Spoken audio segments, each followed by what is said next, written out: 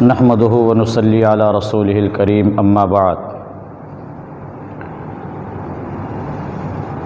الحمدللہ علامات قیامت کے سلسلے میں ہمارا یہ پروگرام مسلسل جاری ہے۔ بلا تمہید و تاخیر اس سبق کی حدیث نمبر 1 آپ کے سامنے ہم رکھتے ہیں۔ عن عمر بن الخطاب رضی اللہ تعالی عنہ قال قال رسول اللہ صلی اللہ علیہ وسلم تصیب امتی من سلطانہم شدائد لا ينجو منہ الا رجل عرف دین اللہ فجاہد علیہ بلسانہ ویدہ وقلبہ فذلک الذی سبقت لہ السوابق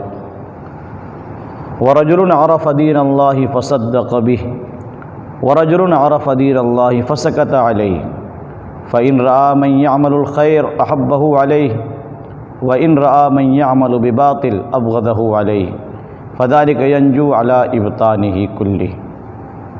امام بہقی کی شعب الایمان جلد نمبر 6 صفحہ نمبر 95۔ حدیث پاک کا ترجمہ یہ ہے۔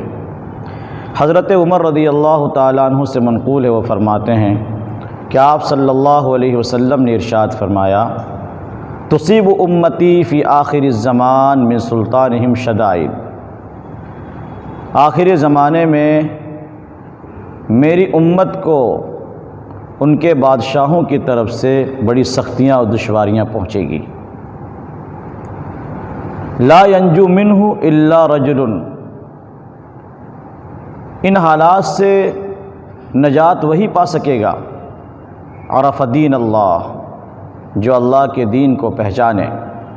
فجاہد علیہ بلسانہ ویدہ وقلبہ، پھر اپنی زبان، اپنے ہاتھ اور اپنے دل سے اس کا مقابلہ کرے۔ فذلک الذی سبقت لہ السوابق، یہ وہ شخص ہے جس کے لیے سعادت مقدر ہو چکی ہے۔ ورجل عرف دین اللہ، دوسرا وہ شخص جو اللہ کے دین کو پہچانے، فصدق بہ، اس کی تصدیق کرے، کھلم کھلا اس کی تصدیق کرے۔ ورجل عرف دین اللہ، تیسرا وہ شخص جو اللہ کے دین کو پہچانے، فسکت علیہ، پھر اس پر خاموشی اختیار کر لے۔ فإن رأى من يعمل الخیر، اگر کسی کو خیر کا عمل کرتا ہوا دیکھے، احبہ علیہ، تو اس وجہ سے اس سے وہ محبت کرے۔ وإن رأى من يعمل بباطل، اور کسی کو غلط کام کرتا ہوا دیکھے، ابغضہ علیہ، تو اس کو ناپسند کرے۔ فذلک ینجو علی ابطانہ کلہ، یہ تیسرا شخص بھی نجات پا جائے گا ان کیفیات کو پوشیدہ رکھنے کے باوجود۔ حدیث پاک کے ترجمے سے یہ بات بخوبی معلوم ہو گئی ہوگی کہ جس دور کا تذکرہ یہاں پہ کیا گیا ہے ہم اسی دور سے گزر رہے ہیں، یعنی بادشاہوں کے طرف سے لوگ حالات میں مبتلا کیے جائیں گے، بالخصوص دیندار طبقہ زیادہ متاثر ہوگا۔ شروع میں بھی یعنی تابعین، تابعین کے زمانے میں بھی اور اس کے بعد کے زمانوں میں بھی ایسے حالات آئے ہیں کہ اہل حکومت کی طرف سے علماء کو، ائمہ مجتہدین کو، محدثین کو بہت کچھ جھیلنا پڑا ہے۔ امام بخاری رحمۃ اللہ علیہ کا واقعہ ہو، اپنے شہر سے نکال دیے جانے کا، امام ابو حنیفہ رحمۃ اللہ علیہ کا واقعہ ہو،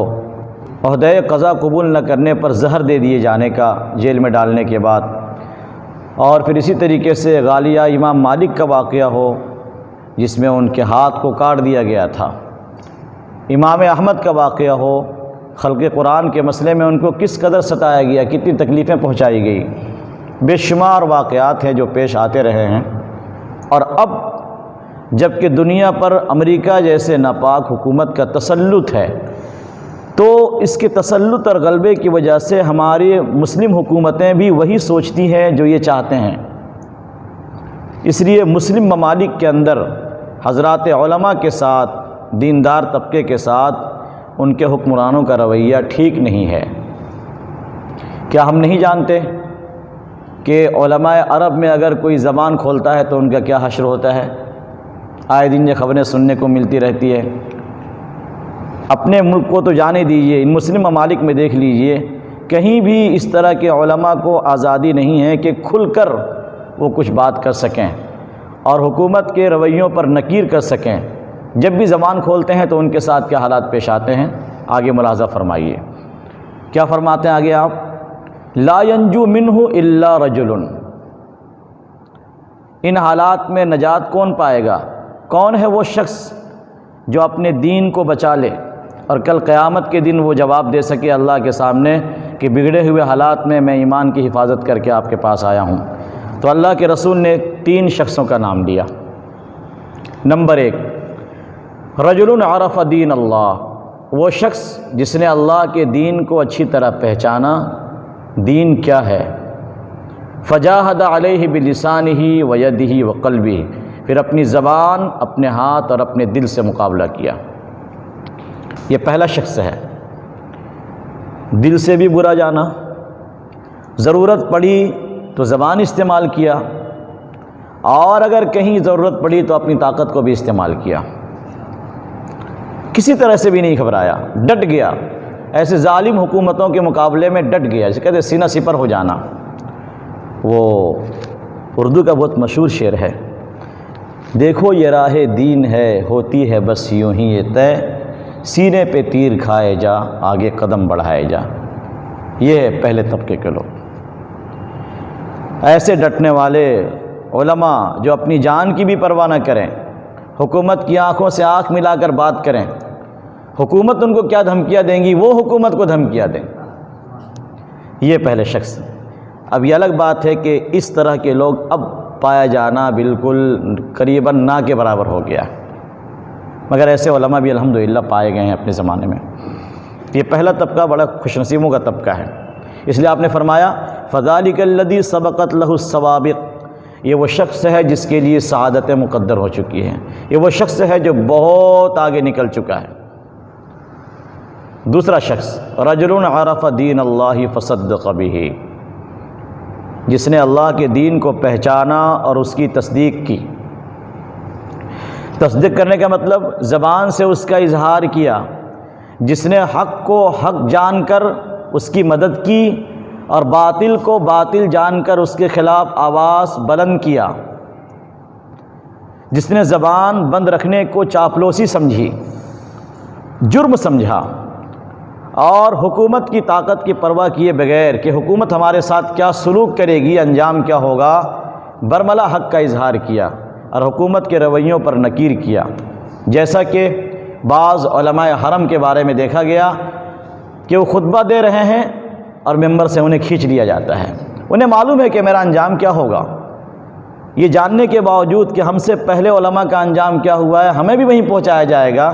لیکن میں ان کی عظمتوں کو سلام کرتا ہوں، ان کی جرأت ایمانی پر ہمارا سب کچھ قربان ہے۔ کاش کہ ایسے علماء اگر ہر جگہ پیدا ہو جائیں تو حکومتوں کے دماغ ٹھکانے آ جائیں، لیکن اس طرح کے علماء بھی اب بالکل خال خال ملتے ہیں۔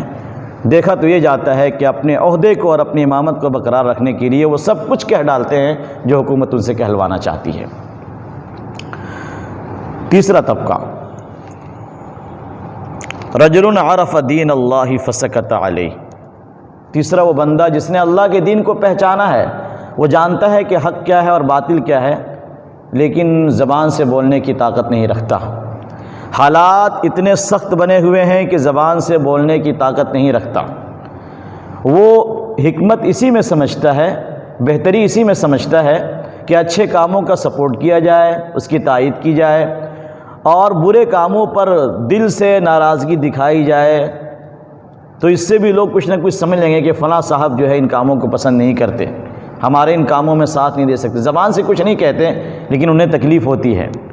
تو کم از کم یہ رویہ بھی کہ اچھائی پہ انسان خوشی کا اظہار کرے اور برائی پر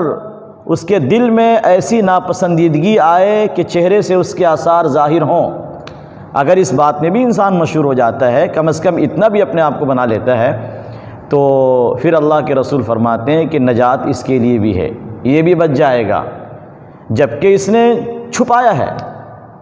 کھل کر اس نے تائید حق کی تائید نہیں کی، کھل کر اس نے منکرات و برائیوں پہ تنقید نہیں کی، اس کیفیت کو اس نے چھپایا ہے، لیکن اس کے باوجود بھی اللہ تعالیٰ اس کے ساتھ آسانی کا معاملہ فرمائیں گے اور نجات کی فہرست میں اس کا بھی نام ہے۔ لیکن اب آپ سمجھ سکتے ہیں کہ چوتھا شخص ان تین کے علاوہ، چاہے اس میں عوام ہوں یا اس چوتھے گروپ میں علماء ہوں، جنہوں نے بھی حکومت کے ہاں میں ہاں ملایا، غلط رویوں کو غلط نہیں کہا، یا کم از کم دل سے برا نہیں سمجھا، جو ہو رہا بس ٹھیک ہے، جیسا کہ اگلی روایت کے اندر اس کی پوری تفصیل آ رہی ہے، تو یہاں زیادہ بحث نہ کرتے ہوئے ہم اگلی روایت کے حوالے کرتے ہیں اس کلام کو۔